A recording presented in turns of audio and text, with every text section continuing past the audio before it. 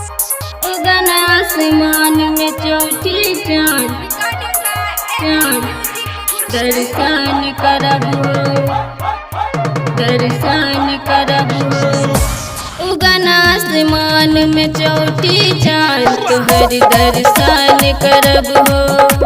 उगन आसमान में चौथी चाँद तोहर दर्शन करब हो। करछिया उपास रही के भूखे प्यासे पावन तन मान करब हो। पावन तन मान करब हो। उगन आसमान में चौथी चाँद तोहर दर्शन करब हो। उगन आसमान में चौथी चाँद तोहर दर्शन करब हो।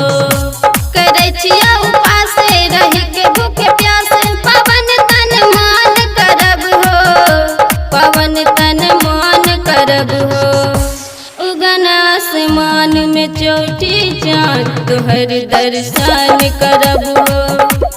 उगन आसमान में चौथी चाँद तोहर दर्शन करब हो। दर्शन करब हो दर्शन करब हो।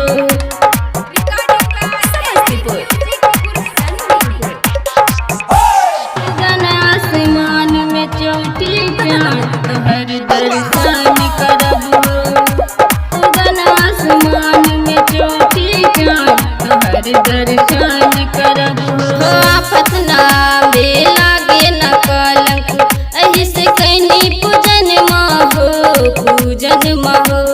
सुखी संपन्न रहे घर परिवार कुशल रहे ललन माहो ललन माहो। चढ़ाइब जोरा छाछे संग में डाल पाँचे चढ़ाइब जोरा छाछे संग में डाल पाँचे प्रसाद और पान करब हो। प्रसाद और पान करब हो। उगन आसमान में चौथी चाँद तोहर दर्शन करब हो। उगन आसमान में चौथी चाँद तोहर दर्शन करब हो। दर्शन करब हो दर्शन करब हो।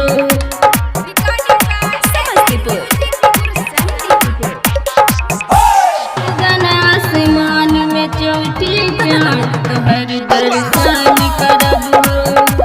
उगन आसमान में चौथी चाँद तोहर दर्शन करब हो। गाय के गोबर से अंगना लिपैली और बनैली रंगोली हो रंगोली हो।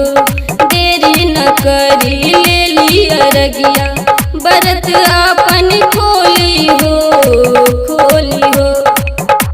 बैठली बानी कलसा लगा के मन में आशा बैठले बानी कलसा लगा के मन में आशा। प्रसाद ग्रहण करब हो प्रसाद ग्रहण करब हो। उगन आसमान में चौथी चाँद तोहर दर्शन करब हो। उगन आसमान में चौथी चाँद तोहर दर्शन करब हो।